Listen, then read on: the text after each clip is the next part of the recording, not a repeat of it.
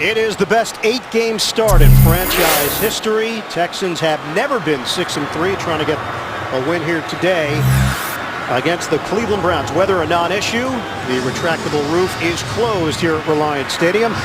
Pat Shurmur last week, 20-10 loss in San Francisco. He felt that the defense hung in there, but then Hardesty got hurt. Montario Hardesty, who stepped in for Peyton Hillis, and then they had to go to Chris Ogbonnaya, and Hardesty is out for a couple of weeks. Gary Kubiak, now in his 6th year as the head coach of the Houston Texans. He has just loved the balance that this team has had on offense, even in the absence of Andre Johnson. They're putting up very impressive numbers. And he likes the balance in his running backs. So we talked a little bit about Arian Foster and Ben Tate. In a perfect world, Foster would get 25 to 30 carries. Tate would get 10 to 15. That would be a lot of running, but Kubiak loves the way his team and that offensive line performs in front of those two good backs. Houston has won the toss. They've elected to receive, so Texas native Phil Dawson will get things started. Sherrick McManus is the deep man for Houston. McManus now in his 2nd year out of Northwestern. Texans and Browns, we are underway from Reliant Stadium. Returnable, McManus a yard deep in the end zone, takes it out. And McManus up the middle is stood up shy of the 20-yard line by Josh Cribbs on special teams. Matt Schaub, he is on pace for his 3rd straight 4,000-yard passing season. And his tight end Owen Daniels has played with Schaub for 6 years now. He told us yesterday that he's seen Matt evolve as a leader on the field and in the locker room. He's gotten tougher over the years, been able to play through some minor injuries, and what sets him apart is his preparation. Second to none. This Houston team has started games efficiently this season, unlike the Browns. Chop, play fake, little floater out front for Dreesen. And Dreesen battling for extra yardage out along the perimeter, hit by the safety T.J. Ward, and give him a gain of 4.5 on 1st down. Let's take a look at the starting offense for the Houston Texans. Big challenge today for Wade Smith going up against Ataba Rubin on the Browns defensive line. Backs and receivers, Lawrence Vickers, very popular player when he was a member of the Browns, a 6th-round pick back in 2006. He's going against his former team starting at fullback. We'll see a lot of 2 tight end sets with Daniels and Dreesen. That's part of the way they make up for the loss of Andre Johnson. Call it a 2nd and 5 for the Texans. And Schaub to Dreesen on back-to-back plays and a 1st down out near the 45. It's T.J. Ward with the tackle. That's a 22-yard hookup, and Ward may have injured himself on the play. Now he's going to the sidelines. Let's check out Dreesen right here in the line of scrimmage. It's just a post route, but he's got a free release off the line of scrimmage. That allows him to get past the linebacker Jackson in the hole in front of T.J. Ward. And the Browns have got to be concerned about Ward. And checking out that left hand. On the slant to Kevin Walters, Schaub makes the connection for 5 yards. Chris Gokong with a stop for Cleveland. Let's take a look at the starting defense for the Cleveland Browns. We told you they're ranked number 5 in the NFL, getting excellent production from the youngsters, including Philip Taylor up front, the rookie out of Baylor. Linebackers, Gokong banged up last week with a shoulder injury, but he's in there here today. And in that secondary, we saw T.J. Ward go down with an injury. Joe Hayden has been a standout in his 2nd year from Florida. Usama Young is in for Ward. Schaub has the time. Releases to Foster over the middle, and Foster now out across the 45-yard line into Cleveland territory, hit by Fujita. And the Texans are moving the football with ease, opening drive of the day. Yeah, so we start talking about running backs, Foster and Tate, and Schaub starts out with 4 straight passes, 4 straight completions. That last one to Arian Foster has been so important for the Texans, keeping their drives alive, with Schaub checking it down to the talented tailback. Brian Johnson checks in, another receiver, and Derek Mason, the veteran acquired from the New York Jets. Tight end Daniels goes in motion on a 1st down. Handoff for Foster, bouncing it to the outside. And Foster, nice juke move. Mike Breisel with a key block up front. It's a 7-yard gain for Arian Foster. And another fast start for the Texans, something they've been very good at the entire season, highlighted by that 2nd game where they just dominated the Steelers. The 10-minute, 55-second drive to open the game. But this is a very impressive opener as well. 31 points on their first offensive possession this season, tied with Pittsburgh and New England for the most points in the NFL. Second and 3. Texans are now inside the Cleveland 40.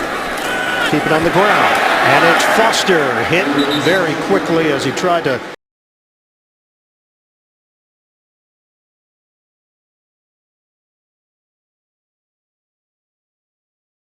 right away instead of allowing the offensive line to develop. The hole came up about a half a yard short, but just shows you the type of awareness that Foster has as a running back, knowing what he needs and going after it immediately. And Dick Duran, defensive coordinator of the Cleveland Browns, former head coach with Chicago, interim with Detroit, and head man in Buffalo. Third and short here for Houston. Foster, a spin move, and Arian Foster able to lean his body, and it's enough for a first down. Scott Fujita will get credit for the stop, but they'll move the chains. Yeah, he gets in behind Eric Winston and Mike Brizell, and they do a good job of pushing the defense back off the ball and allowing Foster to pick up that first down. Now, we asked Arian Foster about this matchup against Cleveland. He said, look, team like Cleveland, their defense, you got to go hit them in the mouth. Set the tone, because you know they're going to be physical. I think Houston's setting the tone already. 10.5 to go in this first quarter. New set of downs for the Texans. It's Ben Tate checking in, and Tate with a zigzag move. Pushing and shoving after the play from Usama Young. Fifth year out of Kent State, former New Orleans Saint, stepping in for the injured T.J. Ward. Eric Winston with a block. Take another look at this hit. And listen to it.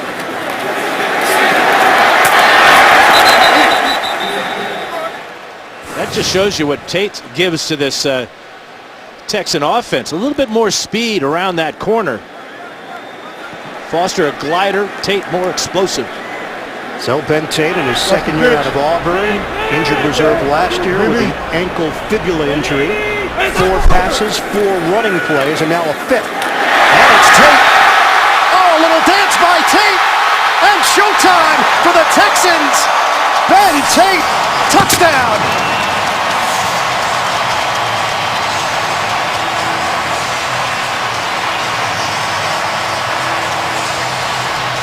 What a way to open the game. Long drive, and it's punctuated with an impressive run by Tate. Yeah, longest run of his career. Great blocking. How about the block down the field right here by Jacoby Jones? He takes Hayden all the way back to the goal line, and it's a walk-in touchdown for number 44. What a drive. Another fast start. 82 yards in just 9 plays for the Texans. Neil Racker's on for the extra point. The punter, Brett Hartman, will hold it. And Houston with a 7-0 lead, 9:50 mark of the first quarter. The powerful Ben Tate. They can hurt you with Foster, then they bring in this youngster from Auburn. Pick your poison. 9 plays, 82 yards for the Houston Texans. They open up with 4 passes and then back it up with 5 running plays. And the touchdown to Tate. Neil Rackers will kick it off. And Josh Cribbs is deep. Cribbs will take it on the move. Trying to cut it to the outside. Finds a lane and then stumbles out of bounds. Just short of the 30-yard line. And Rackers was over there to help bring him down. We will see Colt McCoy and the Cleveland offense when we come back. We saw a lot of the Houston offense to open things up with Tate getting the score. Look at downtown Houston on an autumn Sunday with the Texans in front, 7-0. Houston comes in, the number 7 offense in the NFL. Cleveland ranked 26th overall in total offense. McCoy on a handoff. Obadiah fumbles the football.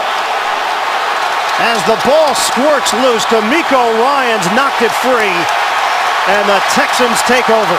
J.J. Watt's got the ball in his hand, and he ain't giving it up. Really an unfortunate start for Obadiah. It appears that he has some type of shoulder or arm injury. Had a nice little run here on the left side, cutting back, finding a little bit of a hole, but you're absolutely right. D'Amico Ryans comes in there with the left hand, going to punch this ball out right about there, and it falls right into the lap of J.J. Watt. One play and a turnover for the Browns. For the 11th straight game, the Texans have forced a turnover. Schaub, off play action. And Schaub throws it away. First incompletion for Matt Schaub, and Houston native Chris Ogbonnaya, not the way he visualized his first NFL start. First play of the game last week against the Niners. It was the second play of the game where Colt McCoy was hit by the blitzing linebacker Ahmad Brooks in the pocket. He fumbled. The 49ers recovered and went in for their first touchdown after that. Just a horrible start for the Browns one more time. No Peyton Hillis, out with a hamstring injury. No Montario Hardesty, out with a calf injury he suffered last week in San Francisco. 2nd and 10. And Foster, not much of a hole there as he's able to push the pile a bit for a 6-yard gain. DeQuell Jackson with a hit for Cleveland. Points in the first quarter. The Browns yet to score a touchdown in the opening quarter. 3 points, fewest in the NFL, and the Texans now with 54 points in the first quarter. And that includes the 7 they just got on that 27-yard run by Ben Tate. So now a 3rd and 4 for Houston, already with a 7-0 lead. Just under 9 minutes to go in this first quarter. Buster Screen is in for the injured Dimitri Patterson at nickel. Working out of the gun. Schaub throws, wide open. Owen Daniels extending inside the 10. It's a first down for the Texans, hit by Sheldon Brown. 12 yards on the hookup. Yeah, he's their leading receiver. That's 32 on the year. He's been in this offense now for 6 years, throwing it a little bit less than they have in the past, but more effectively and ironically without the great Andre Johnson. The tight ends have really stepped up, Dreesen and Daniels. So 1st and goal now for Houston. Schaub on a handoff. It's Arian Foster. And Foster inching closer to the goal line after an 8-yard run. It'll be 2nd and goal. Owen Daniels, when we sat down with him, said, give a lot of credit to the improvements on the offensive line and the chemistry they've developed over the last couple of years. That's really set the tone for this offense. Dwayne Brown and Wade Smith, Chris Myers, Mike Brizell, and Eric Winston. He does such a great job in the play-action passing game as well, making the runs look like the passes. 2nd and goal. Schaub fake the handoff. Flushed out of the pocket. Schaub will throw it away. Jabal Sheard, the rookie out of Pittsburgh, athletic pass rusher, was putting the heat on Matt Schaub. It'll be 3rd and goal. Sheard, they got 2 rookies on the defensive line, Phil Taylor and Jabal Sheard. And Sheard, the coaches just love the way he plays the game. Just a 2nd-round pick out of Pittsburgh. And along with Phil Taylor, they've really bought into this system, and the leadership of DeQuell Jackson and the linebackers Fujita and Gokong have really helped those two. It helps playing alongside of Otaba Rubin too. After the Ogbonnaya fumble, Houston trying to take advantage here. 3rd and goal. Shotgun. Schaub will do it himself. Touchdown Texans.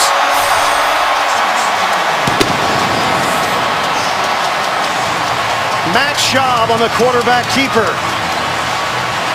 That was a quarterback draw all the way. No backs in the backfield with Schaub. He ran one in on a pass play last week against Jacksonville. This one similar to that play. And it's another walk-in touchdown for the Texans. Watch, 2 steps back, and then he's just running. Getting away from Rubin and into the end zone, and a spike that went down and all the way into the stands.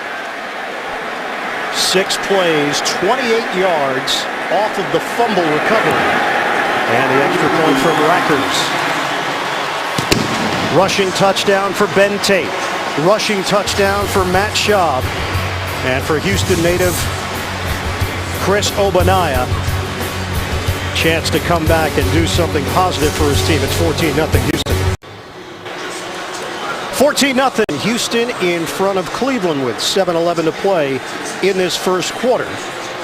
Matt Schaub, 5 of 7 for 50 yards through the air, and he's got the rushing touchdown as well. And the NFL is launching its Salute to Service campaign before the game. Former President George Bush, an honorary coin toss captain, sign of patriotism here at Reliant Stadium. And Challenger, the bald eagle, soared during the national anthem. What a beautiful sight. Coin toss commander-in-chief, I would have you say. I shall.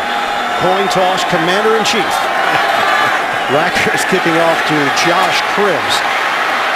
And Cribbs trying to break to the clear. Dragged down with a flag. Face mask it looked like as he crossed the 35-yard line. That was the only way that Bryce McCain could bring him down. Tremendous return of 66 yards. We'll see what the penalty. Going to add on 15. Well, it might have been Cribbs that grabbed the face mask on the block. Yeah, but you can put your hand out into the face mask of someone trying to tackle you, but you cannot grab the face mask. Personal foul, face mask, number 16, the receiving team, 15-yard penalty, first down. Our referee Alberto Riveron delivering the news, and Cribbs with a tremendous return, but they're going to get penalized. Well, he breaks through the first wave, and now it's just pure speed. McCain has the angle on him. He's going to stick his left hand out, and right there he grabs the face mask, and you cannot do that. You can use your hand open palm to ward off the tackler, but you cannot do that and grab the face mask. So back it up. The Browns still with excellent field position out near midfield with a 1st and 10 at the Cleveland 48-yard line. Obanaya, nothing there. Brian Cushing among those there, along with Sean Cody. And Colt McCoy is back in his home state of Texas, Jim Ned High School out of Tuscola, Texas, about 6 hours away from Houston. And he told us yesterday that the one lesson he learned more than anything else against the 49ers was just to control the things that he can control. Don't worry about other players' assignments. Just focus on the job of playing quarterback. 2nd and 10 for the Browns. Short drop, and McCoy lays it in there for Greg Little. And Little picks up 9 yards on the completion. Kareem Jackson with the stop for Houston. Starting offense for the Cleveland Browns. That offensive line trying to protect McCoy. They've got Pro Bowler Alex Mack at center, now in his 3rd year out of California. 1st-round pick in 2009. Backs and receivers. Mohamed Massaquoi is back after the concussion he missed last week's game against San Francisco. 3rd and 1. Give it to Obanaya. And the former Texan has the first down. Just shy of the 40-yard line. Chris Obanaya. Straight Jesuit High School here in Houston. Having played quarterback, wide receiver, defensive back in high school. Never played running back in high school until he got to the University of Texas, where he teamed up with Colt McCoy. And a new set of downs for Cleveland in Houston territory, just short of the 40. Obanaya again hits the hole, but the Texans were ready. And a 2-yard gain. Glover Quinn there to bring him down. Let's take you back. Obanaya, here's the high school footage. Straight Jesuit. Talked about his background. Wide receiver, defensive back. And that's where he's probably more valuable than anything, is catching the ball out of the backfield. Done a good job in bailing out Colt McCoy in the last couple of games. 2nd and 8 here for the Browns. McCoy. Sideline route, and it's Cribbs trying to extend his arm for the first down. Kareem Jackson there defensively, and Cribbs picks up 7 yards on the play. And the Texans are trying to put pressure on Colt McCoy, get him off the spot, make him throw off balance. The last 2 throws, he has thrown off balance, but because of the man-to-man coverage on the outside, he's been able to get the completion. This is a very critical third down opportunity coming up. So the Browns really have done pretty well this year, 40% or better, converting third downs. Trying to get a first down on this Wade Phillips coach defense. 3rd and 1. McCoy moving pocket, throws on the run, and it hits off the hand of Greg Little, incomplete. We saw a bunch of those last week against San Francisco. Time for an NFL Today update. JB and Boomer.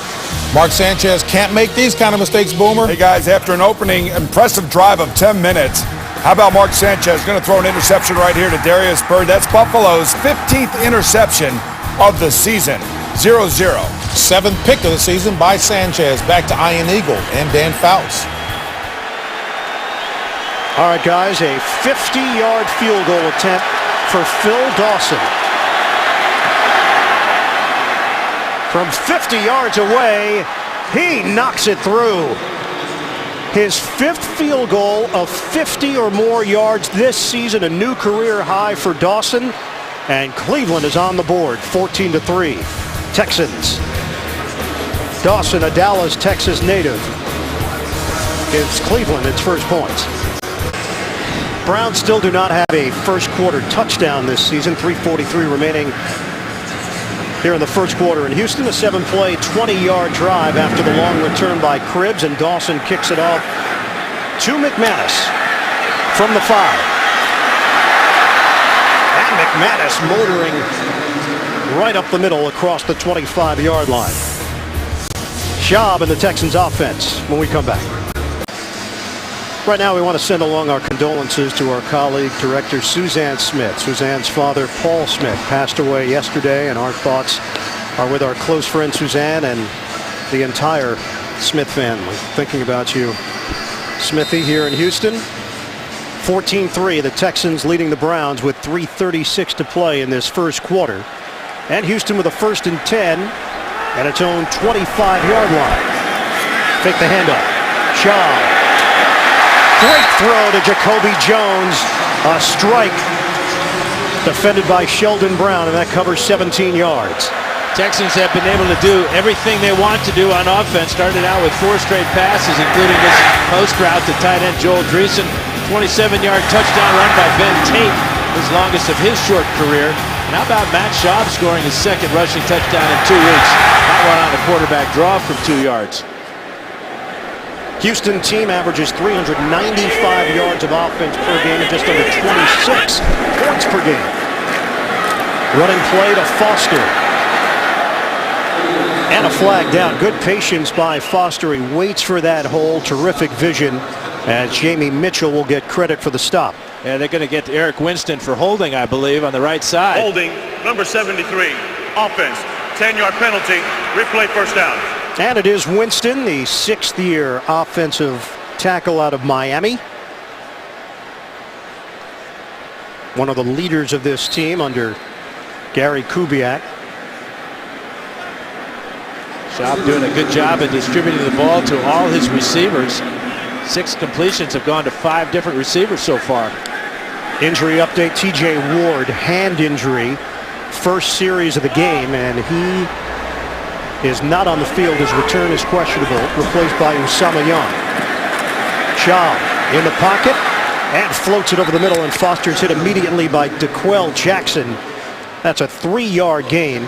Jackson, we asked him about going against Foster. He said he's a special back. He complements their scheme well, and everybody knows he's a one-cut runner, and he's got a chance to take it the distance every time he touches the football. And the other dilemma for DeQuell Jackson is the play-action passing game. He's got to make sure that it's not a run play. And so that makes him play a little bit softer, maybe a yard and a half deeper than he normally would. Jackson really has a nose for the ball, one of the leading tacklers in the NFL this season, leading Cleveland in that department. 2nd and 17. And Foster with a head of steam. Barrels out across the 40-yard line. Good block by Wade Smith on that left side to help spring Foster for 8 yards on the play. And that was a classic example of one cut and go. Foster running to the left side, put his left foot in the ground and just turned it upfield. Bring up a 3rd down and 9. You know, all the conversation about Peyton Hillis and his contract issues. Arian Foster's in a similar situation. He's not making big money this year by elite NFL running back standards, and all he's doing is going about his business and producing. And he's told us the contract will take care of itself. Shaw throws on the move to Foster and angles out of bounds. Little bit short of a first down. This will be decision time for Gary Kubiak. Just about a half a yard, whether you go for it here or not.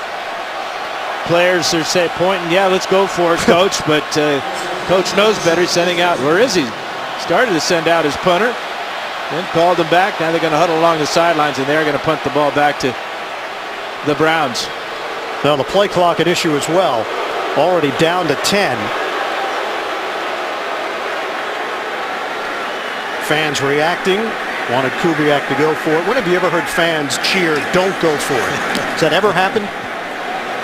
Fred Hartman punting. Cribbs lets it bounce. It rolls into the end zone. A touchback. Browns will have it at the 20-yard line. A 49-yard punt, but a net of 29. Get scores and manage CBS Sports fantasy football teams on your mobile phone. To get the free app, simply call *CBS or go to cbssports.com/mobile. Yeah, kind of a conservative play there by Gary Kubiak, not going for it. I mean, they've been totally unstoppable on offense so far in this first quarter, and the Browns have just been able to get to midfield and kick a long field goal. On first down, Ogbonnaya. Not a whole lot there for Ogbonnaya. Up the gut, give him a 3.5-yard gain. Earl Mitchell with the stop for Houston. Let's take a look at the starting defense for the Houston Texans in the 3-4 set. Smith and Watt getting a lot of attention, but Sean Cody has been rock solid at nose tackle. Linebackers, youngster Brooks Reed, rookie out of Arizona. What a job he's done so far. And in the secondary, Jonathan Joseph has been everything the Texans hoped for. A lockdown corner when he signed as a free agent from Cincinnati. End of the first quarter. The Texans with a 14-3 lead. You're watching the NFL on CBS. Back here in Houston, start of the second quarter. Ian Eagle, Dan Fouts, the rest of our CBS crew, producer Bob Monsbach, director Andy Goldberg. Colt McCoy's family is here. His parents, Brad and Deborah McCoy, in attendance. Colt, a high school legend out of Tuscola in West Texas. And Ogbonnaya gets the call. 4-yard gain for Ogbonnaya, setting up a 2nd and 6. Jim Ned High School. Brad was his coach, and Colt went 34-2 as a starter, including 116 touchdowns in his career. 47 as a senior. Didn't do too bad at the University of Texas either with 45 wins, so that's in his DNA. Browns and the Brown teammates know he is a winner. So 3rd and short now for Cleveland. Dealing with the crowd noise, McCoy with a flag down. Gets away from the rush, throws on the move, and a bouncer in the direction of Josh Cribbs with Brooks Reed and Troy Nolan putting the pressure on McCoy. This was an all-out blitz by the Texans. They even brought the safety Troy Nolan right up the middle, but were they offsides? Colt McCoy says yes, they were. Offside. Defense, nose tackle was lined up in the neutral zone. 5-yard penalty, which will result in a first down. Looks like it's Earl Mitchell, backup nose tackle for the Texans in the neutral zone. Big break for the Browns, something they need. So new set of downs for the Browns to work with. Set the football up at the 33-yard line of Cleveland. Wade Phillips, Brian Cushing telling us that his personality has really rubbed off on the defensive players. Win or lose, their focus always is the next game, not harping on the previous performance, whether it's positive or negative. It's been mostly positive. Short drop, McCoy in trouble, gets out of it initially, and then hit from behind by Tim Bowman. Give McCoy a 1-yard gain on the play. You know, McCoy's not the biggest guy, 6'1", 215 pounds or so. He's tough to bring down. He's very elusive. And he's stronger than you might think. Why don't you break that tackle there and then get up the field for a 1-yard gain, but avoided the sack. He said this was the best week of practice the team has had all year. 2nd and 9. And Ogbonnaya having a tough time finding running room. Just a crowd of Texan defenders there, limiting Ogbonnaya to a 2.5-yard gain, including Tim Jamison. And part of that observation about having a good week of practice is you got everybody healthy, it seemed like, except for Peyton Hillis, obviously. But the guys that are playing in the game today got a full week of practice. And that's important for a team that's learning a new offense under a new head coach. Dime package now for Houston defensively.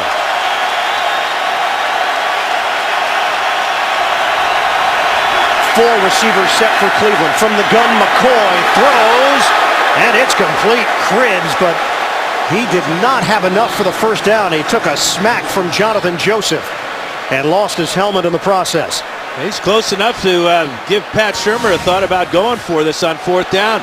Cribbs, the outside receiver here. Good design on the play, but look at the close by Joseph. Ball was in the air, and he was coming with bad intentions with that right arm. Shurmur decides too far to go for it on 4th down, so he's going to punt it back to the Texans. So we'll see the veteran Brad Maynard on, with Jacoby Jones getting himself set back at the Houston 15-yard line.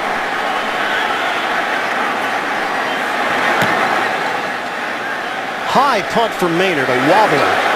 Jones moves forward from the 23. And brought down at the 30-yard line. That's where the Texans will take over with a 14-3 lead early stages of the second quarter here in the Space City. Andre Johnson missing his 5th consecutive game. Surgery on his right hamstring. Suffered the injury against Pittsburgh back on October the 2nd. Ben Tate breaking to the outside, and Tate is pulled down by Young from behind. Wade Smith pulled on the play, and then Tate did the rest. Let's check out Wade Smith, left guard here, coming around. Good kick out block there. How about Lawrence Vickers playing against his old team? That's the second real key block. He helped Tate get that 27-yarder. This time Tate goes for 24 yards on 1st down into Brown territory. Tate comes in averaging 5.2 yards per carry. He's averaging about 20. Yeah, 3 carries, 57 yards, and a touchdown. 1st down into Cleveland territory. This time it's Arian Foster staying on his feet. And our Fouts focus, 2 words, Dan. Play action. Yeah, and their play action passing game is one of the best in the NFL. The key is how they make the pass play look the same as the run play. Linebackers can't tell the difference. That leads to huge holes in the secondary. Joel Dreesen and the other tight ends benefit the most, as they've caught about 1/3 of Matt Schaub's passes coming off of play action passes with big results. Now 3 tight ends in this formation with Daniels, Dreesen, and Casey, and Schaub to throw. Look at the time. No pressure on Schaub. On a dump off for Casey. And Casey slowed down by Hayden, then finished off by Fujita. 1-yard gain. Well, Schaub knows he's not going to get anything cheap against the Brown defense. Dick Duran, watch as the receivers come down the field. Deep routes here. There's just not going to be anybody open in the secondary. It's a cover 2 look. It's a zone all the way. And Schaub with a lot of time to throw, but nobody really down the field to get open. Yeah, we asked Schaub for his scouting report on the Cleveland defense. He said they really are that prototypical bend but don't break. 3rd and 3 now for Houston, working out of the gun. Trying to put pressure. Here it comes. Schaub hit as he throws and delivers to Daniels. 1st down, Texans inside the Cleveland 30. Schaub took a shot from DeQuell Jackson. Great blitz by Jackson. Here he is right in the middle here. Watch as he comes clear. And watch how Matt Schaub just hangs in and waits for his tight end right over the middle. Daniels to clear. Tight coverage by Osama Young. Great job by Schaub. 1st down for Houston, already with a 14-3 lead. We come up on 9 minutes to play in this second quarter. Tate in the backfield for the Texans. Schaub pump. Schaub out of the pocket. Trying to lead Tate, and he couldn't haul it in. Had some yards in front of him. It's incomplete. That's always a tough catch for a running back. Tate was settled down along the sidelines, and Schaub could see the open field up the sideline and led him too far. Tate just could not adjust to that low throw. Tate on the season, 5 catches for 40 yards. Total yards, Houston with 188. And we still have 9 minutes to go in this second quarter. Cleveland has been held to 38. 2nd and 10. Running play for Tate. And the Texans continue to pick up chunks of yardage on the ground. Ben Tate bowling over defenders. And it looks like, depending on the spot, it could be a first down. Yeah, the power of Tate showed up right there. And he'll come out. Foster will come back in. The only team in the NFL coming in today with 2 rushers over 500 yards. And how about the afternoon so far for Tate? 4 carries for 66 yards. We talked to Foster about Tate, and he said, hey, we knew he was capable. Obviously, last year he missed the season because of injury, but you could tell in practice what Tate could go out and do, and it's always nice to have multiple players that can get the job done in the backfield. Foster slicing up this Cleveland defense for the touchdown. Arian Foster, 19-yard rip, and the Texans are pouring it on in the first half.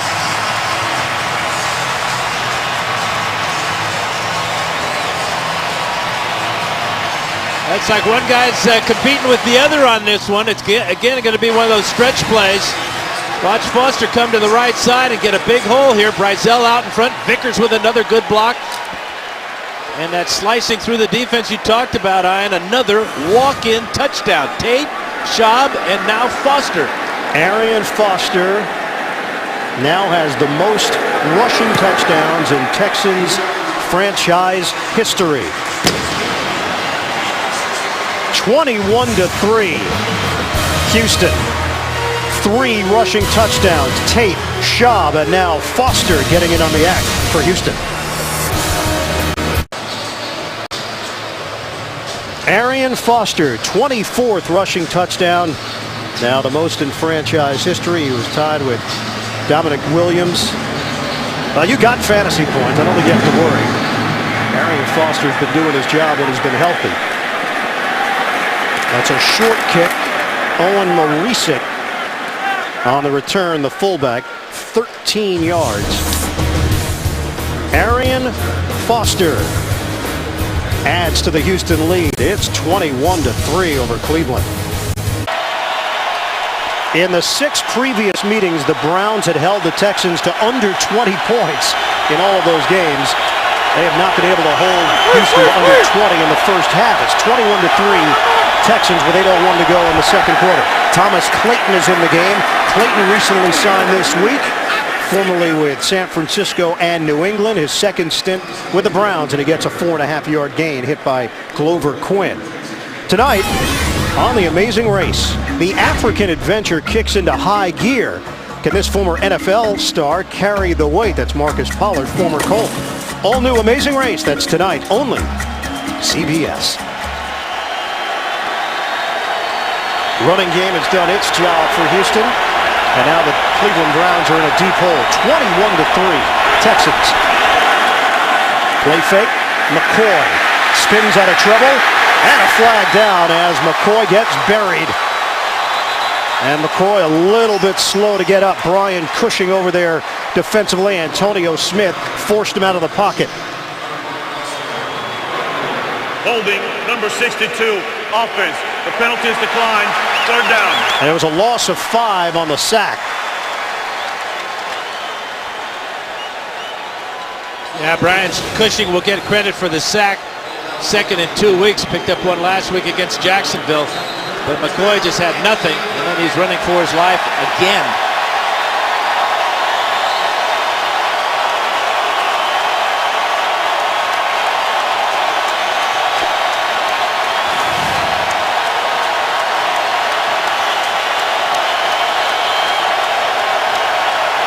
3rd and 11 now for Cleveland. Obadiah back in there. Straight back, McCoy. Steps, throws, too high. Greg Little, the intended target. McCoy on his backside once again as he took a shot from Quentin Demps, the safety. Yeah, Wade Phillips is showing no mercy on the Browns, bringing a lot of variety of blitzes. This time it's the backup safety. Coming right here, you'll see Demps coming. And he comes right free on the quarterback. Colt McCoy had to throw that ball early and errantly. Brad Maynard will punt. Jacoby Jones, who has 3 career punt returns for touchdowns, the return man. And this one angled off towards the sideline and out of bounds. Colt McCoy taking shots as he's done week in and week out for the Browns. 21-3, the Texans leading the Browns. This is actually the latest in the season that the Houston Texans have led their division at 5-3 at the halfway point. Now Colt McCoy, a lot to think about right now for the Browns in this offense. Ineffective once again, struggled last week. Only 93 yards in the first half in the loss to San Francisco. Arian Foster wrestled down after the 3-yard gain. Rubin and Mitchell combined on the stop. This November, join the NFL Salute to Service campaign to honor our nation's veterans and active servicemen and women. Learn more at NFL.com/salute.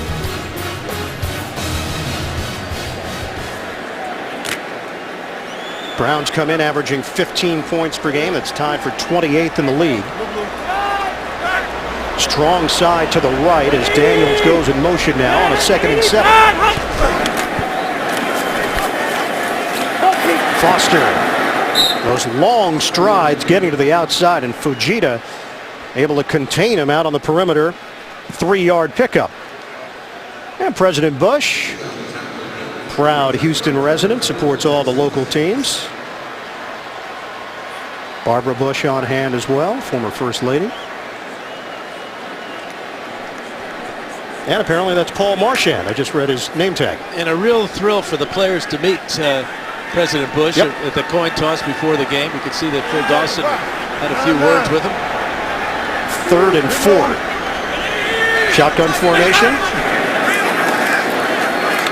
Schaub knocked up in the air and then slapped down by Schaub. Looked like Rubin was the one who got his hand in there. Yeah, then Schaub, after the ball goes up in the air, he plays like Karch Karai. It's Scott Fujita right in the middle there. The ball hit him right in the face mask. Where's the ball? Where's the ball? Would you call that a spike or no? You're a volleyball guy. Yeah, that was straight down in front of the 10-foot line. And a playoff victory for your daughter yesterday. Sisters Outlaws continue to roll, number 2 ranked in the state of Oregon. What about balanced coverage? Nope, not here.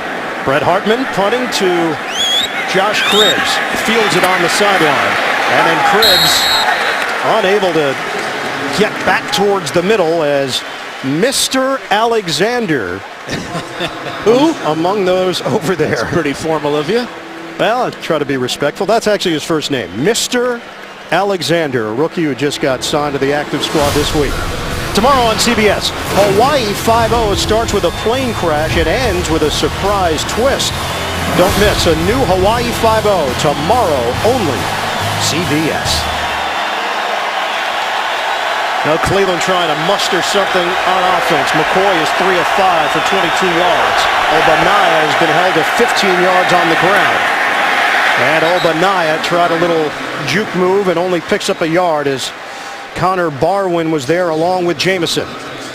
Yeah, the typical start for the Browns so far, that you can take a look at their first 4 possessions. They got the field goal with a great the kickoff return, gave great field position. Unfortunately, on that kickoff return, Josh Cribbs got called for a face mask penalty, or they would have had a real good shot at getting in the end zone. 2nd and 9 for the Browns. McCoy with a deep drop. They handle the rush. McCoy gets rid of it, and over the middle, he connects with Benjamin Watson for a first down. That's a 13-yard pass play. Watson had high praise for McCoy. Said he's a winner. He's got the respect and trust of his teammates. They know that he's a developing player in just his second year in the NFL. Watson knows what it takes to make a champion. Played for the New England Patriots. First thing he said, takes a lot of luck. Yeah, that was his lead when we asked him what does it take. Then he said some talent, of course, discipline, and leadership. Obaniah ridden down by Earl Mitchell, first man there. It's a 4-yard gain as Obaniah was able to at least get a running start, plunging towards that line. Yeah, the luck might have been having Tom Brady as your backup quarterback to Drew Bledsoe. Yep. His talent and leadership. And he sees the same type of qualities in Colt McCoy.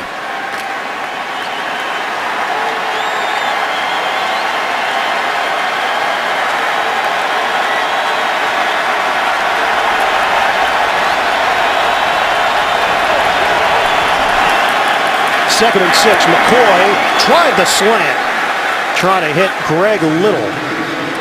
Tight coverage there from Kareem Jackson. It sets up third down for Cleveland. That was real tight coverage. In fact, it might have been a little bit early. Greg Little still learning the position of wide receiver. One thing about those slant routes, last week he had one knocked away where he didn't come down hard inside. Once you make that cut, you've got to come with a lot of conviction to meet that ball and separate from the defensive back, something Little didn't do there that time with Jackson. Third and 6 for the Browns.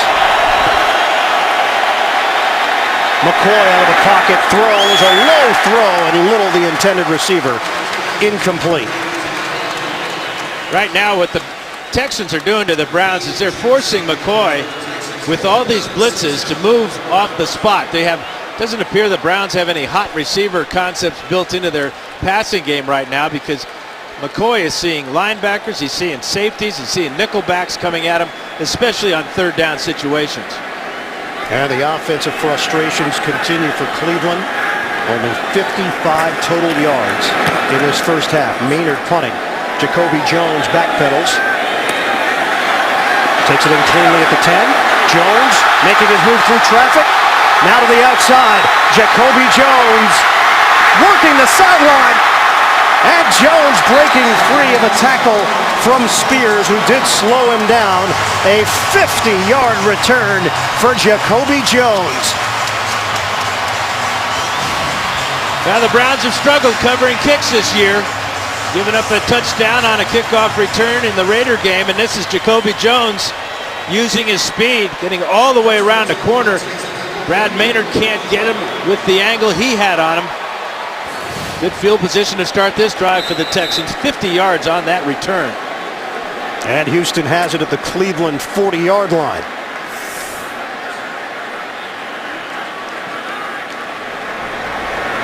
Texans have allowed just 42 first-half points. That's the fewest in the NFL. Now 45.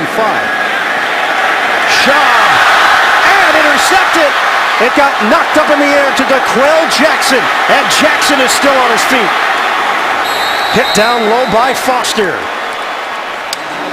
Owen Daniels, the intended receiver, and Mike Adams with the stamp to jar it loose. Excellent play by Mike Adams.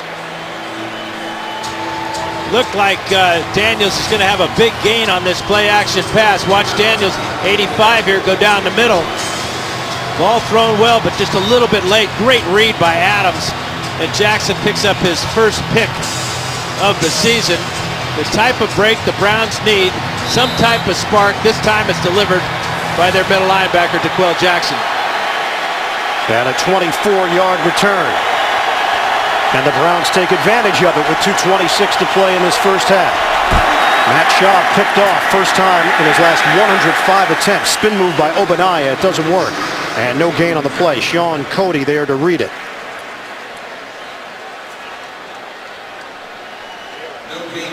And the other thing about that interception, Ian, is that for the Browns, T.J. Ward was back in the lineup playing safety. So he's had that hand checked out in the locker room, back in the action. We hit the 2-minute warning here in Houston. The Texans with a 21-3 advantage on Cleveland. Pectoral injury for Mario Williams, out for the season, and they made some adjustments. Connor Barwin has stepped into Williams' old position, and Brooks Reed has slid forward to the strong side spot, and Barwin and Reed have both played at an extremely high level for Wade Phillips. 21-3, Houston in front, 2 minutes to play, second quarter. Browns have all 3 timeouts to work with. McCoy gets rid of it quickly, and Little is chopped down. Incomplete. Bryce McCain there with the hit. And don't forget, coming up, Sprint Halftime Report. JB and company will have the latest NFL scores and highlights. That's coming up on the Sprint Halftime Report. It'll be interesting to see the play selection here for Shermer. Another third down. Last couple of third downs, the Texans have come after McCoy with all sorts of different blitzes.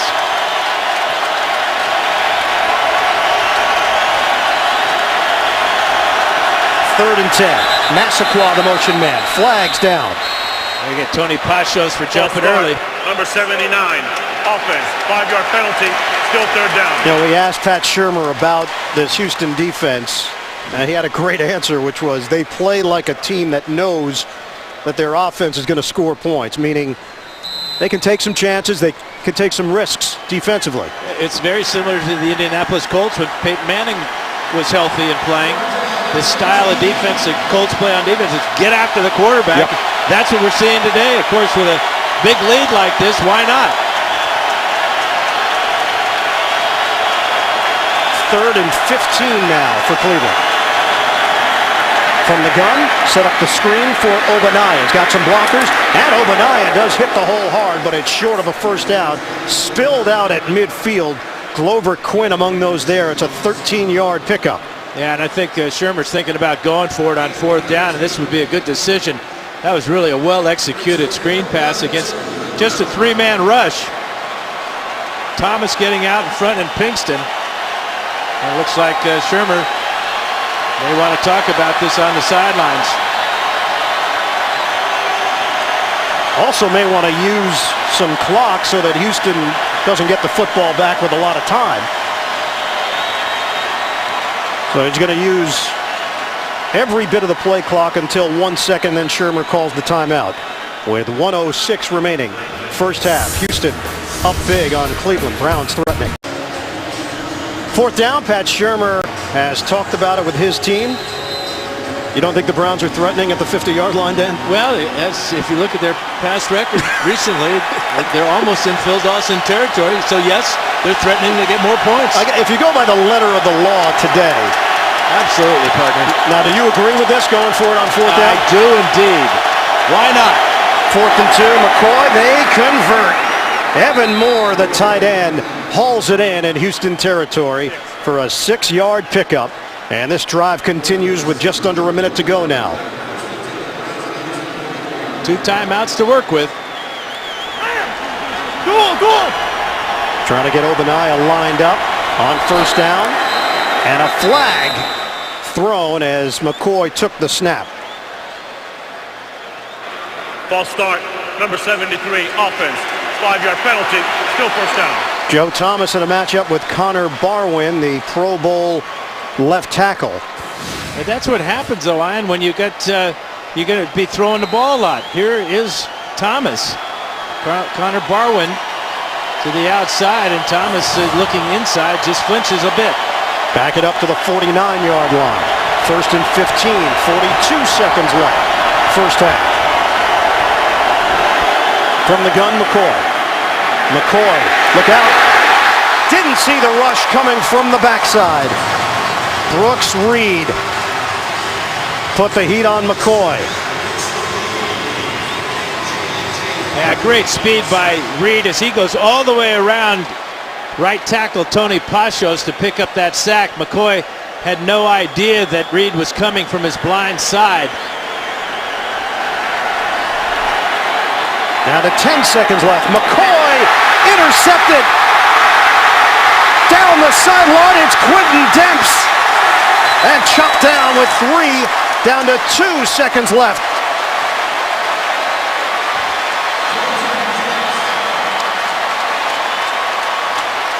Now we got a couple of flags on the field. We'll have to straighten this one out, but the Texans may get one more play.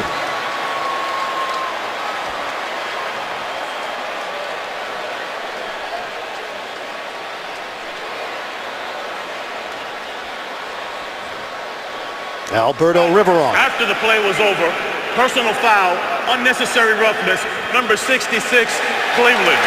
Half the distance to the goal, automatic first down. Sean Laval called on the penalty. McCoy having an extended conversation with his rookie receiver, Greg Little. Well, he's trying to get McCoy right in behind McCain here. This is Greg Little, rather. McCoy's trying to get the ball in right to that spot there. Little does not look.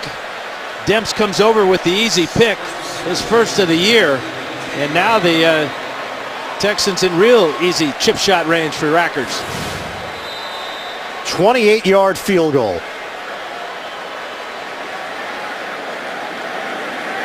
And the frustration for Colt McCoy is evident.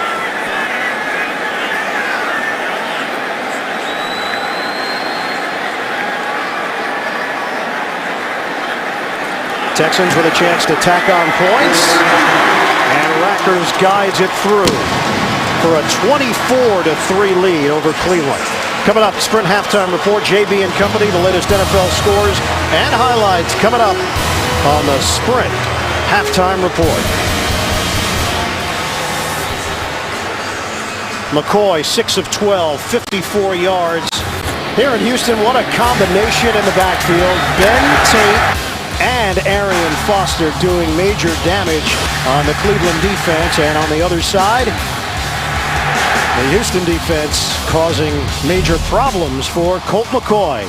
Getting ready for the start of the second half. Houston 24 and Cleveland 3. Right now, let's take a look at the NFL Mobile Recap presented by Verizon. Yeah, first touchdown run of the day for Ben Tate, a 27-yarder as he gets behind Lawrence Vickers there and steps into the end zone.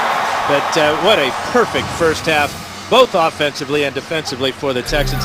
They're a team now that expects to win. Yeah. They know where they are in their division, 3-0, 5-3 on the season, starting the second half just as they started the season when they beat Indianapolis. You're right. There's a different feeling around this Houston team. On the other side for Cleveland, the problems continue on offense, and it started very first play from scrimmage. Obaniah fumbles the football, and really the Browns haven't been able to recover since. Yeah, it's been a rough first half for Colt McCoy as he's not been able to even set his feet at times in the pocket. Great pressure by the Texans defensively.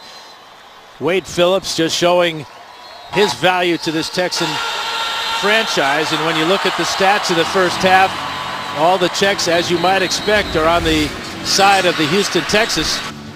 They look almost looks like the Czech Republic here. Yeah. Is Martina Navratilova here? I doubt it, but if she were, she'd like these stats. It is all Houston. Cleveland does get the football to start play in this second half. And Neil Rackers will kick it off. Josh Cribbs, the return man for Cleveland.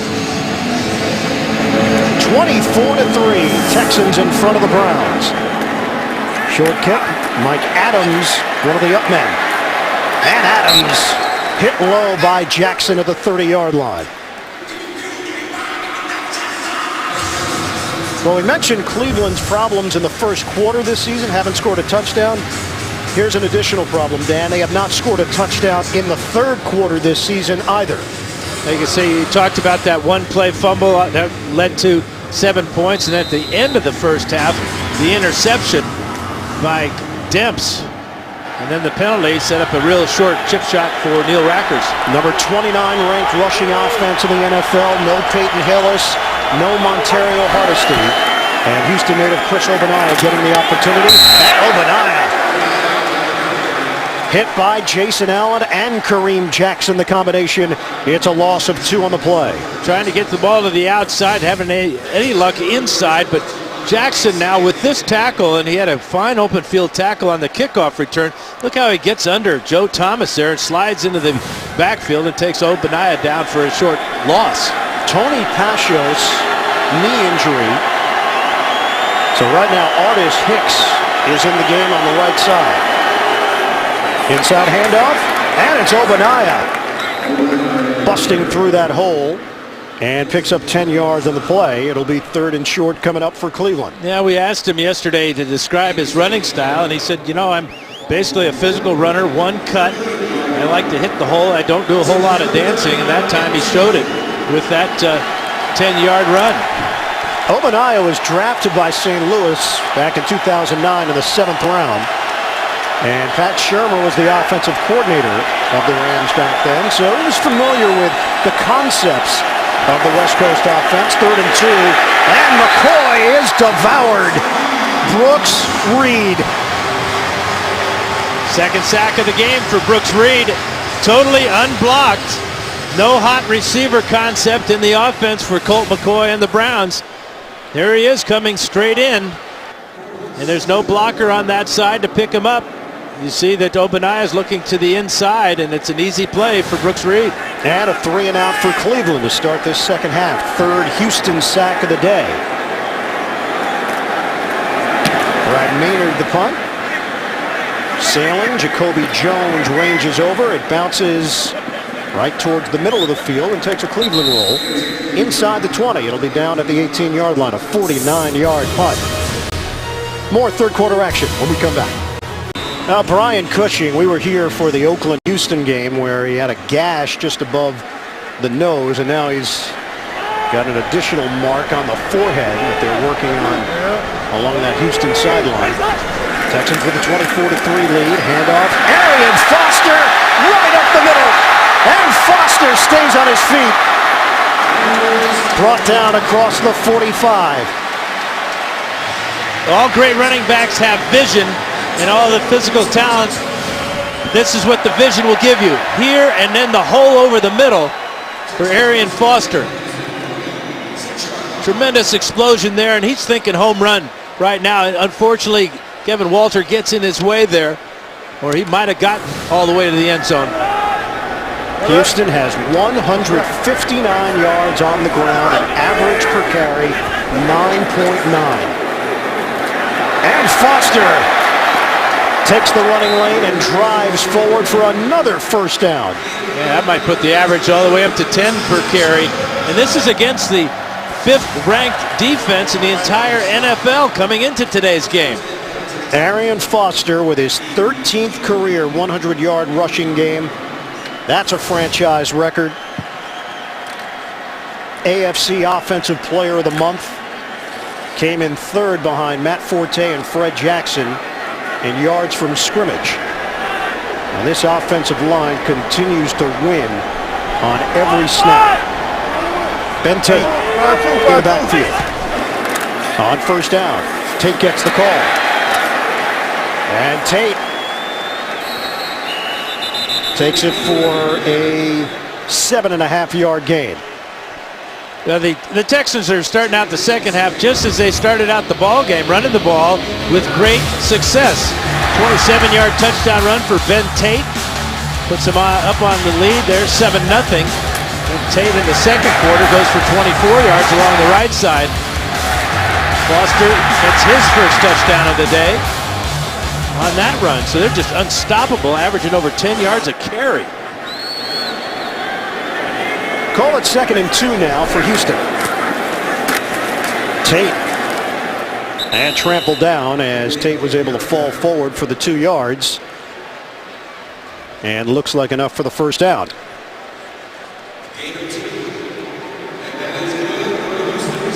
Hip injury for Usama Young, who stepped in for TJ Ward. And his return is probable. Dan, you mentioned at the end of that second quarter that Ward did return for Cleveland with a hand injury. How about this? Total yards, 73 for Cleveland. You see what Tate and Foster have done. And just to praise the Houston defense again, they've gone back-to-back games not allowing over 200 yards of offense. First time in franchise history they've done that. Scott Fujita with a hit on Foster. So a loss of 3 on the play, and that will bring Arian Foster below the 100-yard mark, back to 99. This is a great start here. There's the touchdown run by Tate.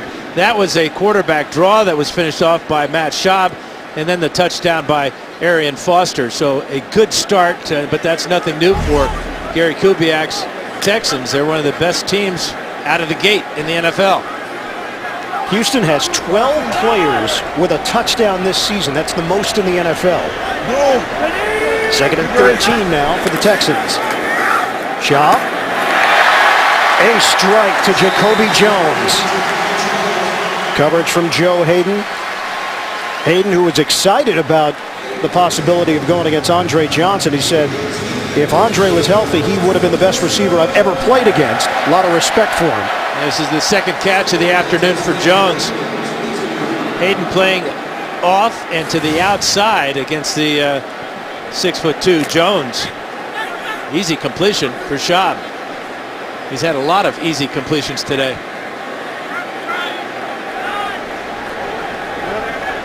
First down for the Texans. Daniels in motion. Handoff. Foster tried to cut it back. At least he considered it going the other way, and DeQuell Jackson was right there. Limits him to a gain of 1.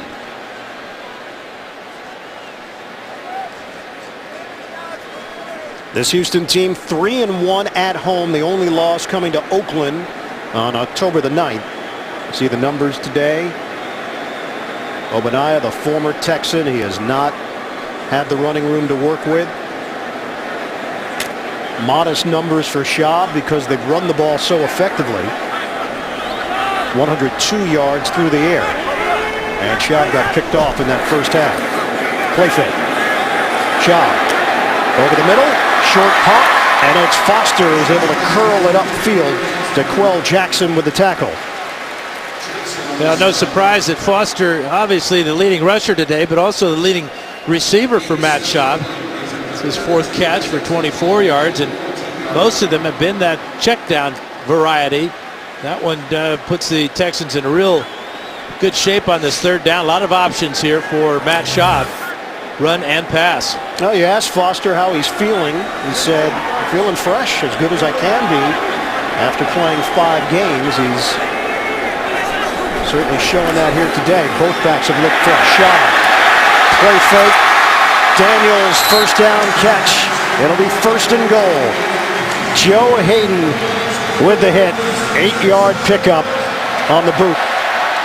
Yeah, Owen Daniels lined up as a wide receiver on this play. He's way out here, even beyond Jacoby Jones. Great play fake. And Hayden late coming over here.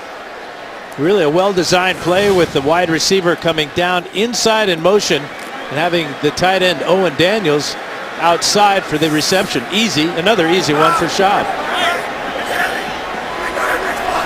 10th play of the drive. 1st and goal for Houston. Handoff. Arian Foster patient. And Foster brought down after he picks up 3 yards. A lot of white jerseys in the area for Cleveland. Clock is moving. 6.5 to go in this 3rd quarter. And last week against the 49ers was a tremendous goal line stand by the Browns when start the 2nd half. It looked like the 49ers were going to go in. DeQuell Jackson, along with help from Chris Gokong and Taba Rubin, kept the 49ers out of the end zone on 4 tries from the 4-yard line. Yeah, this Cleveland defense, though, did give up 174 yards on the ground to San Francisco. Frank Gore had 134. And the Texans use a timeout. We'll step aside. Houston up 24-3. Nice day out at Memorial Park here in Houston. And this has been a walk in the park for the Texans against the Browns. 24-3. Colt McCoy, Pat Shurmur last week only 10 points. This week they put up 3. Houston can add to its lead. Play fake. Schaub on the move. And Schaub throws it into the crowd. Jabal Sheard with the pressure on Schaub. It'll be 3rd and goal.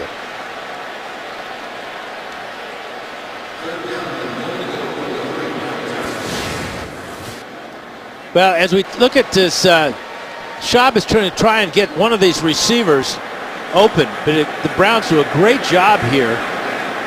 Vickers is covered in the flat, and then deep here, the tight end, and there's just nobody for Schaub to throw this ball to. He's trying to buy as much time as possible. Good defense by the Browns. 12th play of the drive. 3rd and goal for Houston.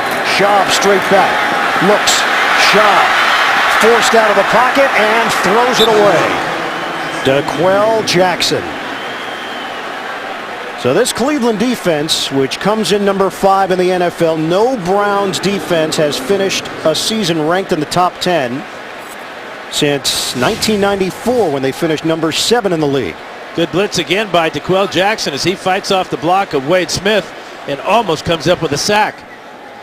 But another good defensive stand by the Browns 2 weeks in a row now. Neil Racker's on for a short 21-yard attempt.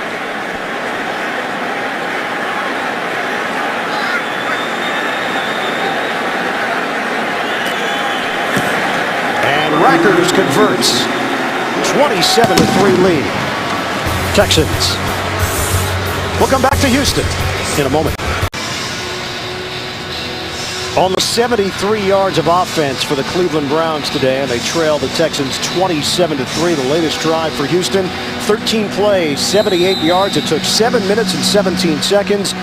The Browns do come through defensively to make sure that the Texans didn't put it in the end zone. Rackers with a short field goal, and now he kicks off to Josh Cribbs, although they're not kicking the Cribbs. Marisic, the fullback. And he is driven out of bounds out across the 30-yard line. Cleveland Browns, any signs of life on offense? Houston Texans, Brian Cushing. It's another day of the office for him. His Texan team 27-17 at home under Gary Kubiak. Remember, they started 2009 at 5-3, so there's still some reserved optimism here, because they couldn't finish the deal 2 years ago. Obaniah hit immediately by Cushing. He has been everywhere. And coming up Tuesday on CBS. It's like Alex Smith is down. So we'll step aside as the Cleveland medical staff deals with the tight end. Right side of the screen is Alex Smith. Cushing's going to tackle the ball carrier into him, and then Smith gets bent over backwards and remarkably walked off the field under his own power. Jordan Cameron comes in to replace him, rookie out of USC. And sets up as a receiver. 2nd and 10. McCoy, short drop, and the throw to Cameron, getting him involved right away. And that covers 7 yards. Glover Quinn brings him down. Tuesday on CBS, for this detective, the key to solving crimes is remembering every detail. Bobby Montgomery and Dylan Wall star in a new unforgettable Tuesday only CBS. Browns just 1 of 7 converting 3rd downs this afternoon. McCoy's seen a lot of blitzes. 3rd and short. Set it up on the screen, Benjamin Watson, and he's got a 1st down into Houston territory. Yeah, Watson is blocking on Brooks Reed, and he lets Reed go. Reed thinks he's going to get a sack on the quarterback, and instead it's going to be Watson picking up a 1st down, going for 13. Watch this play right here. A little slow block there, and then into his route. Good blocking up in front. Artis Hicks with a key block, and a big play for the Browns on 3rd down. Out of bounds at the 48-yard line. McCoy is now 8 of 14, 74 yards. He does have an interception. McCoy to throw it. And fires over the middle. Connects with Cribbs. Out across the 35. That's a 1st down for Cleveland. It covers 15 yards. And they break a tendency on 1st down. Up to that point, the Browns had run 11 running plays and just 1 pass. This is the 2nd pass in all those 1st down opportunities. The hook route over the middle for Josh Cribbs. Good effort there to pick up extra yardage after the catch. McCoy with only 11 completed passes of 20 or more yards this season. That's the fewest in the NFL for everyday starters. McCoy steps up and he'll run. Slides just across the 30-yard line. Brian Cushing. It's a 4-yard gain for McCoy. Well, McCoy has been beat up quite regularly. Last week, it was the 49ers, Ahmad Brooks with the forced fumble there. This afternoon, it seems like every time McCoy's gone back to pass, this has been the result. He's been sacked officially 3 times and hit almost every time. And on that last play, just against a 3-man rush, he decides to run, picks up a couple. And dealing with a lot of pressure the last 2 weeks in San Francisco, here today in Houston. 2nd and 6 for Cleveland. McCoy throws into a tight space trying to hit Massaquoi, and it's ruled incomplete. Jonathan Joseph over there defensively. And McCoy can't believe that wasn't either pass interference or the ball wasn't caught by Mohamed Massaquoi. Massaquoi, who suffered a concussion against Seattle and suffered one against Pittsburgh last year when he took that big hit from Harrison. Alex Smith is back on the field. Good sign for Cleveland. 3rd and 6.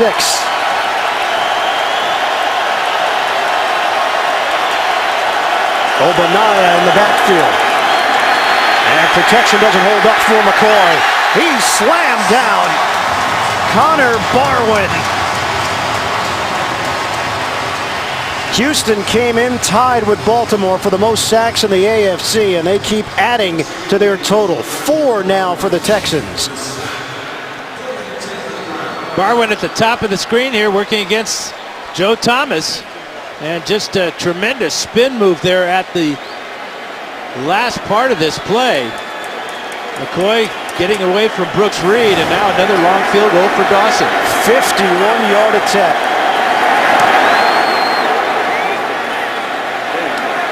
And Dawson has got it. Phil Dawson. Now 6 field goals this season of 50 or more yards. Dawson has been the bright spot. And it looks like the Jets are getting their act together in Buffalo, leading the Bills 13-0. Second half. The way Buffalo's offense had been going and the way the Jets defense had been going, you figure that Buffalo would be able to put up some points. Not the case as Dawson kicks it off. McManus will take it out of the end zone.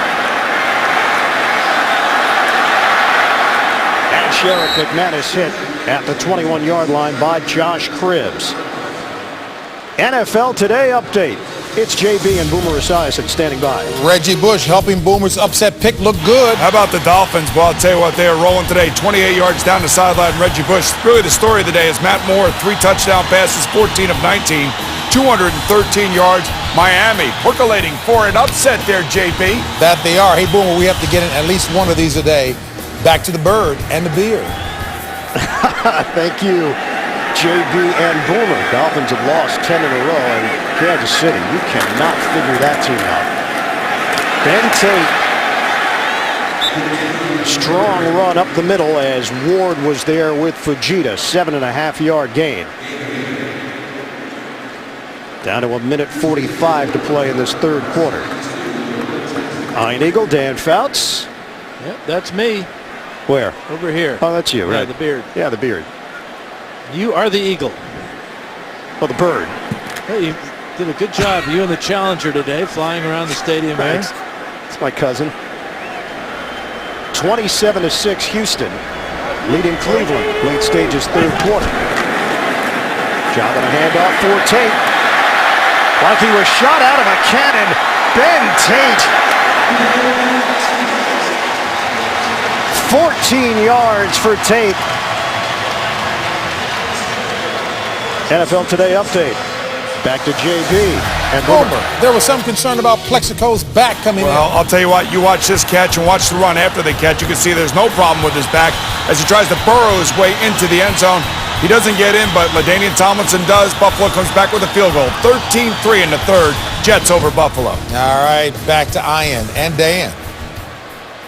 All right, guys, the Jets have won 5 of their last 6 against the Buffalo Bills. And they've got the lead in the 3rd quarter. Now handed off to Arian Foster. And there doesn't appear to be that much there yet. Arian Foster can turn it into a 5-yard gain. He just keeps running downhill. And TJ Ward there to help make the stop. That'll be the final play of this 3rd quarter. The Houston Texans trying to improve to 6-3. They have never been 3 games over 500 in franchise history, and a flag just came down. Texans were ready to switch sides and start the 4th quarter. And the officials trying to separate the 2 teams.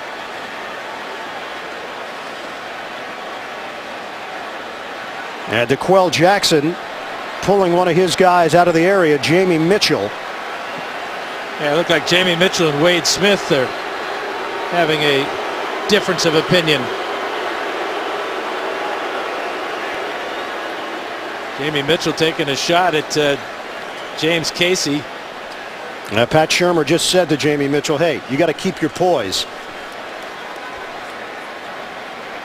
Mitchell's a veteran in his 6th year out of Mississippi. Alberto Riveron. There are 2 fouls after the play. Unsportsmanlike conduct, taunting on the offense. Personal foul, unnecessary roughness, number 92 on the defense. Those fouls will offset. 2nd down. Yeah, in that case, I think that the personal foul, unnecessary roughness, should be enforced because taunting is a non-physical act. They you could offset. get injured on a unnecessary roughness penalty. End of the 3rd here in Houston. Houston 27, Cleveland 6 as we start play in the 4th quarter. Texans come in at 5-3, the Browns at 3-4. And again, Cleveland's streak continues. They have not scored a touchdown in the 1st or 3rd quarters this season. 2nd and 5, first play of the 4th. And a handoff to Arian Foster. He's hit from behind by DeQuell Jackson. Continues to play at a high level. And it's a 2-yard gain.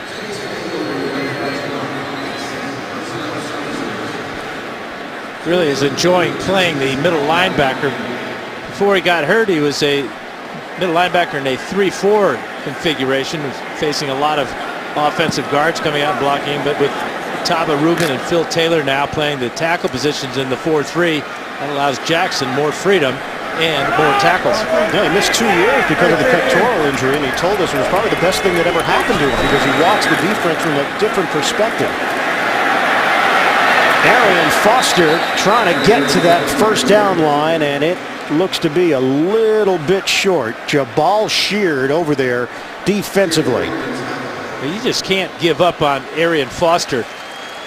He does such a good job of continuing, and he did get the 1st down on this just by a little bit. But wow. Looked like he was going to be stopped well short of the 1st down, but he's got a great way of finishing the run. And now Foster is on the Houston sideline, and Ben Tate has a chance to crack 100 yards on the ground. Pretty good chance. Walter goes in motion. Tate with 99. And Tate with over 100. Falling forward. I don't know if he is over. I think he's right at 100. I'll give him 1. Looked like he had a lot. And then, you know, they get greedy at times, those running backs. He picks up 1 yard there to put him right at 100 yards for the afternoon on just 9 carries. Not a bad backup running back. Now this drive has been all running plays for Houston. So officially goes down as a 1-yard run. He is at 100 yards rushing on the day. 2nd and 9 for the Texans. Take the run, low throw, and Jones, the intended receiver for Houston. JB and Boomer, they've got an NFL Today update as we head to New York. Coach Cowher's upset pick were the Jets, Boomer. Hey, JB, after a 42-yard pass interference called on Leotis McKelvin, back comes Mark Sanchez and Santonio Holmes. 20-3, Jets over Buffalo as they are starting to assert themselves offensively as well as defensively. Coach thought the Jets matched up well and a sense of desperation. Back to Iron Eagle, Dan Fouts. Jets have it rolling in upstate New York as the Texans have it going here in their home state. Arian Foster, long strides. 1st down for Foster and the Texans. That's a 10-yard run for last year's leading rusher in the NFL. So the Texans came in with a half-game lead over Tennessee, 3-0 in the division. And in those divisional games, Dan, wins over Indianapolis, Tennessee, and Jacksonville, they outscored the opposition 99-28. And Schaub said, you know, coming in that, you know, nothing happens after 8 games. They don't put you in the playoffs after 8 games. We still have to go out and make it happen, take care of business. That's what they're doing today. Hand off to Tate. You still get the sense, though, in Houston that there's this wait-and-see attitude just because of past years where the Texans had opportunities, couldn't convert. I think the fans have that, but I don't think the players in that locker room have that. They feel so much better this year, and a lot of it has to do with Wade Phillips and the defense. They're playing great football, And offensively, they're just continuing to get better and better. This offensive line has been so dominant all year. They're starting to get the recognition as one of the best in the NFL because of their balance running and protecting Matt Schaub. And doing it without Andre Johnson, without Mario Williams. 2nd and 8 now for the Texans. Fake the handoff, bootleg. And Schaub being chased down. He throws it away as Philip Taylor supplied the hit on Schaub. Taylor looking around to see if there's a flag after he hits Schaub. But it's a good play by Phil Taylor. But that's the way defensive linemen are almost conditioned now. Every time they hit the quarterback, they're looking around to see if there's any flag on the play. But this is a heck of an effort by Phil Taylor, 335 pounds. Watch as he takes down Schaub. He's going to... Where's the flag? Is there a flag? Huh? No flag? Okay, good. Whew. Philip Taylor, first-round draft pick, number 21 overall. Actually began his collegiate career at Penn State before moving on to Baylor. 3rd and 8. Schaub underneath. Foster slipped down, and that little slip was enough to allow Cleveland to get back in on the play. And Joe Hayden there to make sure. No first down for Houston.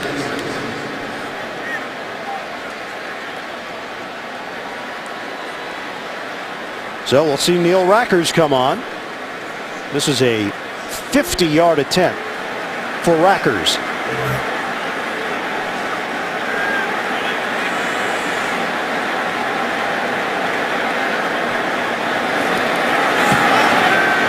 From 50 yards away, it's good.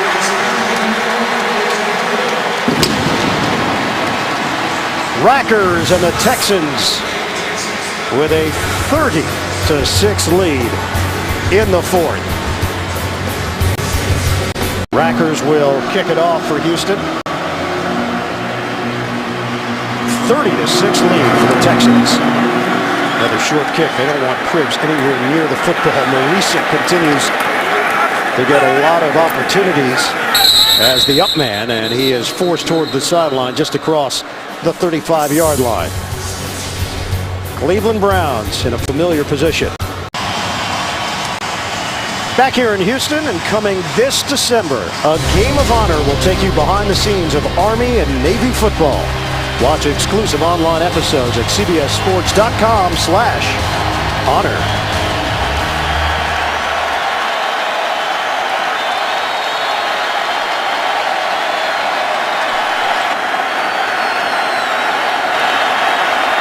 Thomas Clayton is in the backfield now for Cleveland. Play action. McCoy throwing on the move, and he's got Cribs over the middle for a first down into Houston territory across the 45-yard line. And we asked Benjamin Watson about this Peyton Hillis situation, and was it an intervention last week? And Watson said, no, it was a leadership group that meets every Wednesday. Peyton is a part of that group, and we told him we're behind him, we believe in him. Obviously, this Hillis story has become a huge distraction. And off for Clayton. And Clayton fighting for extra yardage. He's brought down just short of the 40-yard line. What do you make of this Peyton Hillis situation and what the Browns should do? Well, the key word that you mentioned there is distraction. Right now in the NFL, there are two teams that are suffering from major distractions. You've got Denver with the Tebow effect, whether you're for him or against him. That team is struggling, obviously. And in Cleveland with Hillis, he's got a bad hamstring. He's a big tailback. Hamstrings on big guys take a long time. I think the Browns might consider just putting him on IR, eliminating him and his distraction from the team, and seeing if they can go forward with what they have. 2nd and 7, McCoy in stride. He connects with Jordan Norwood. First year out of Penn State. Mohamed Massaquoi suffered a head injury. He will not return. Massaquoi was trying to come back from the concussion that he had suffered a couple of weeks ago against Seattle. Yeah, because with the hamstring, it's going to be at least another 2 weeks, maybe 3. He seems to keep aggravating it. Injured reserve puts him out for the season. He can rehabilitate, get himself better, and take his best shot in free agency perhaps next year. He re-injured that hamstring in practice on Friday. An MRI showed he aggravated the muscle. J.J. Watt and Brian Cushing combined for a loss of 2 on the play. And you see Cushing on the sidelines getting patched back together, kind of looking like Rocky, asking his trainer, hey, cut me, Paulie. Here he is right here with another tackle. Shooting the gap on this 3rd down, just waiting for the back Clayton to bounce it to the outside. Heads-up play. Are you creating lines in Rocky? I believe it was cut me Mick. Was it Paulie? Well, Paulie was in the corner, but it was Mick. Well, Paulie should have cut him. Of course, Burgess Meredith and Burt Young. 4th and 3. And Clayton. Did he get enough for the 1st down? Boy, that looks like on the initial spot that he may have. They are right on that 1st down line, and they're going to give it to him. Yeah, I think the football gods give it to him on this play. Marisic with a good lead block on D'Amico Ryans, and just by the nose of a football, Clayton picks up the 1st down. Thomas Clayton was working out on his own in Massachusetts when he got the call. He was in Seattle's training camp, thought he was going to make that team. Here's McCoy. Deep ball, first of the day. It's Little in a battle, and Jackson there defensively. Little, they have said it, that he is a raw talent, and you and I have seen it firsthand each of the last 2 weeks. Yeah, he's just not able to get any separation from Kareem Jackson. Jackson is just a super job here, reading the route right now. He knows he's going deep right now. As you can see, Little looking back way too early, and then there's a little bit of hand fighting and a good non-call because both players at the same time put their hands on each other. Little last week, 4 catches for 28 yards. This week, 1 catch, 9 yards. 2nd and 10 for Cleveland. McCoy with a short drop and throws underneath, complete to Evan Moore.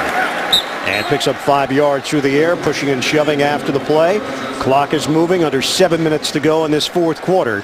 And the Texans in complete control, 30-6. And Cleveland Brown fans have seen just way too much of this season.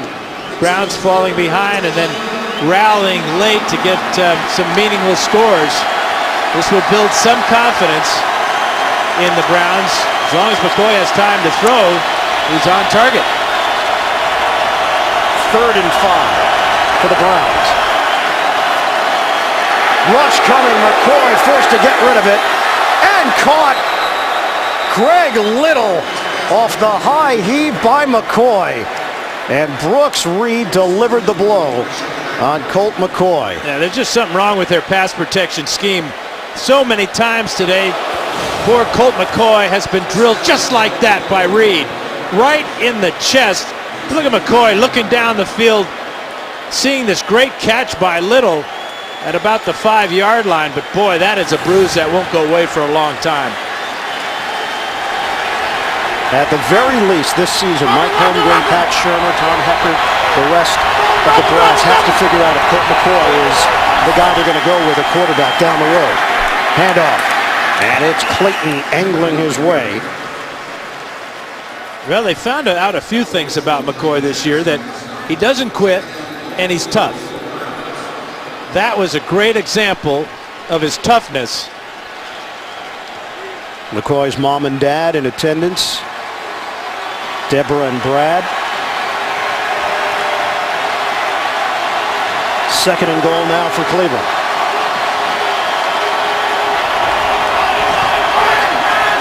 Clayton releases out of the backfield. Shotgun for McCoy. Rush coming. Untouched. Reed couldn't bring him down. McCoy stumbles out of bounds as J.J. Watt gives chase and was able to get him down low. It'll go down as a sack for Houston. It's a loss on the play. I mean, how many times have we seen this? Here's Brooks Reed again coming in on the blitz. McCoy having to dodge him and then run away from J.J. Watt. So 3rd and goal now. We will hit the 5-minute mark of the 4th quarter.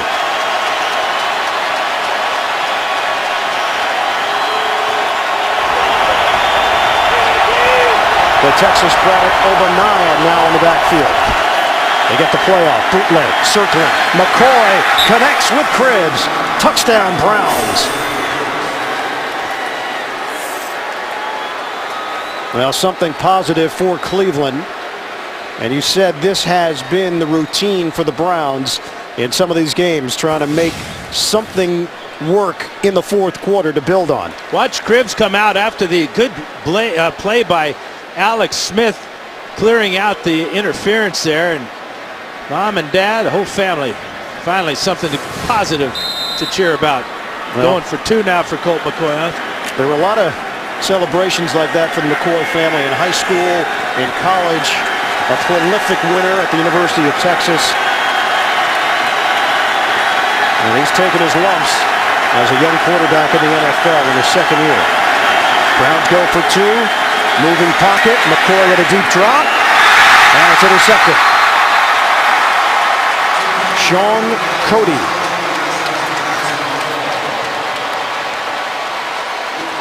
Houston 30, Browns 12. We'll come back with 4:47 to go. 30-12. Texans lead it. 4:47 to go. Browns will try the onside kick. It's free. Cribbs trying to get himself in there on the recovery, but it appears the Texans have got it. They do. That was really a well-designed and well-executed onside kick by the Browns. Eric Hagg had a real good shot at this. Couldn't quite corral it, pushed it forward. But there's the recovery by the Texans. Cribbs couldn't get it. Joel Dreesen comes up with it. Houston Texans, franchise record, rushing yards of the game, 257. They have 228 today. And try to use up as much clock as possible to wrap things up here. Ben Tate. And Tate keeps the legs churning. He's got a first down out near the 45-yard line. That's an 11-yard gain for Tate. He's got 113 yards on the ground. It looks like Arian Foster's day is done with a $124 and a touchdown. Tate came into the game averaging 5 yards a carry. Today, 10 yards a carry.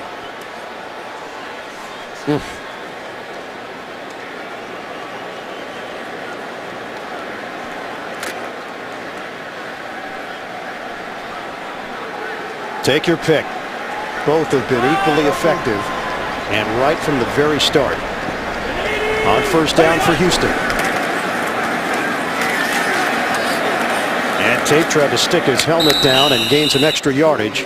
He's brought down after the pickup of 2. On top of Rubin and Fujita there. Well, here are the 3 rushing touchdowns all in the first half. Tate goes 27 yards on the first drive of the game. Then Matt Schaub, the quarterback, draw his second touchdown in 2 weeks. And of course, Arian Foster. And how about 3 touchdowns where they all go in standing up? That tells you how good that offensive line is. Foster has that touchdown celebration. That's actually a Hindu greeting. Really? Yeah. Namaste. Bow down. Yeah, which means I see the good in you. I honor that. I hope you see the good in me, partner. Yeah. Was that directed towards me? Of course. I'm not sure it's literal, though, translation. Derek Ward has come on, and Ward is the forgotten man here.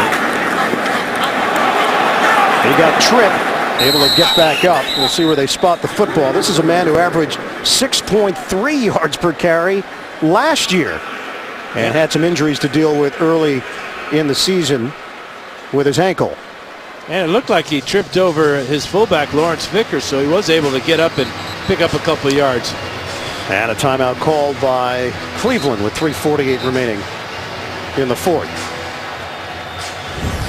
Now this is a Houston team that's trying to go to the playoffs for the first time in franchise history. The longest playoff drought active, the Buffalo Bills and the Detroit Lions. And there are the Browns, who haven't been to the postseason since 2002. Now for Pat Shurmur, he felt that the team was getting close. Eliminating those mistakes, felt the results would come. Next game for them will be home against St. Louis as Ward carries to the 35. And that's a 3-yard gain and a first down. Shermer will use his last time out at the 3:35 mark. For Houston, Texans improved to 6-3. Best start they've ever had in franchise history. They will be at Tampa Bay next week, then the bye, at Jacksonville, home for Atlanta, and then at Cincinnati and home for Carolina in December. And as far as wide receiver Andre Johnson's concerned, there's some thought that the Texans may just rest him next week against the Tampa Bay Buccaneers, take advantage of the bye week, and then for the stretch run of the season, make sure that hamstring is totally healthy. What an addition he would be to this offense. And Derek Ward brought down. Last week, Houston was able to kill the clock on the ground late in the fourth quarter in that 24-14 win over Jacksonville. They come in number 4 in the NFL in rushing, and those numbers will improve ranking-wise after their performance here today. 248 rushing yards for the Texans, those two men accounting for the majority of that total. And it was interesting the way the game started, wasn't it, with the Texans coming out 4 straight passes, 4 straight completions for Schaub, and then he let the running backs, Tate, Foster, take over from there. And give some kudos to Lawrence Vickers, the fullback, blocking for those two guys, and a former Cleveland Brown getting a win against his old team. Ward lost the football right at the end of the play, and it's scooped up by Taylor, who then coughs it up himself. Picking it up, Eric Hagg, and out of bounds at the 25. Now they might want to challenge this if you're the Texans. It looked like Derek Ward's knee may have been down when that ball was ripped out. Looked like it was Chris Gokong that got in there and ripped the ball away from Ward. And he may have been down before it came out. 51 is Gokong. Let's check out the knees. Watch Gokong go with his right arm for the ball. And the knee is down and the ball is still in his grasp, or is it? It's coming out. This is going to be a real tough one for the officials. Kubiak's got the challenge flag, and there it goes. So the Texans will challenge the ruling on the field, which was a fumble recovery. Houston is challenging the ruling on the field that the player was still up and the ball became loose.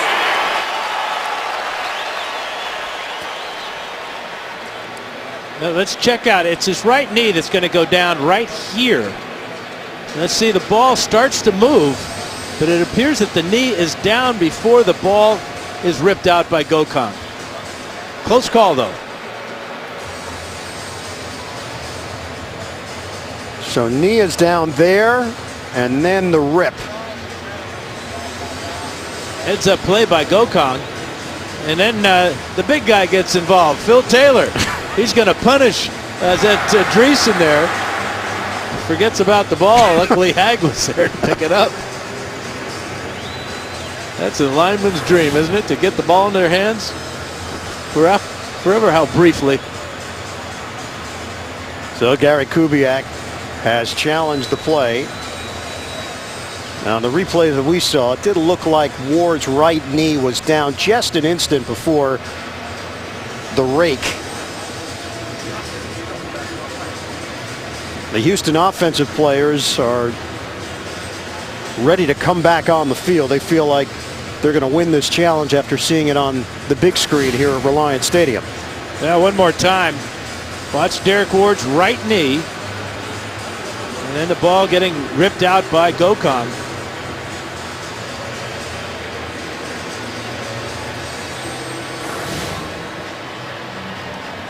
And whenever the officials are starting to converse, that usually means they're going to reverse this call and check out where the ball was fumbled on the field and the time on the clock.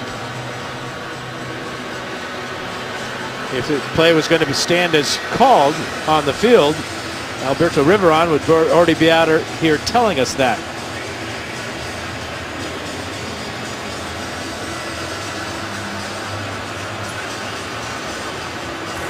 So you got the knee in play here. You also have the elbow of Ward. Yeah, that's a good shot there.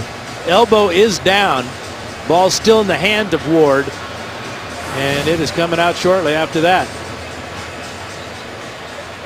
So we'll get the word from Alberto Riveron. Will Houston hold on to it? The ruling on the field will be reversed. The runner's arm was down prior to the ball becoming loose. Therefore, he is down at the 38-yard line, third down. So Kubiak challenges, and justified in that challenge. Let's check out the left elbow of Derek Ward.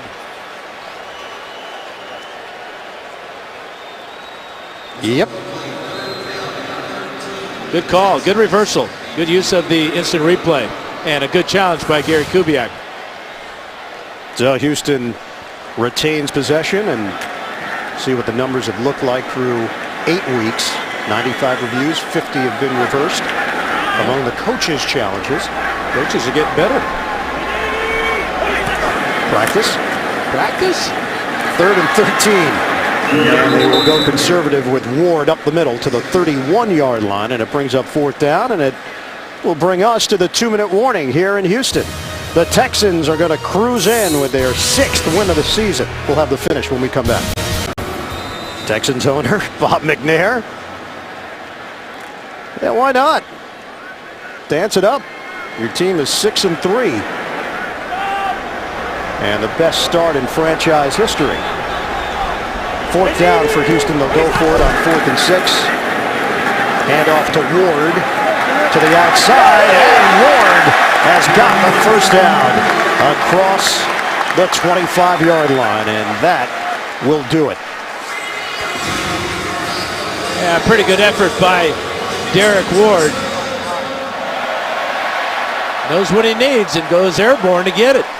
They had a bunch of running backs, Houston, because you talk about Foster and Tate and Ward. They had Obaniah. They had Steve Slayton. And Houston has now set a new franchise record. 263 rushing yards today against the Browns. Yeah, but they're going to lose a yard here on the victory play. But they give Matt Schaub a little credit, too. He had that 2-yard quarterback draw for a touchdown.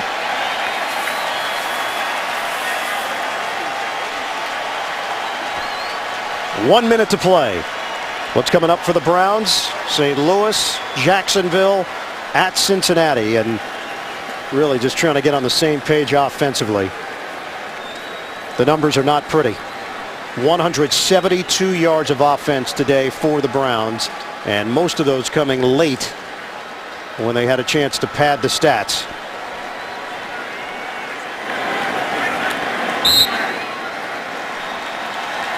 For the first time in franchise history, the Houston Texans are 6-3 and leading the way in the AFC South. First time Gary Kubiak and his club has ever been 3 games over 500. 30-12, Houston over Cleveland. The Browns fall to 3-5. They have now dropped 4 of their last 5 games. Final score, Houston 30, Cleveland 12. Coming up, Subway postgame show. JB and the rest of the crew back in New York. For Dan Fouts and our entire CBS Sports crew, this is Ian Eagle. So long from Houston. We'll have JB and company when we come back. This has been the NFL on CBS.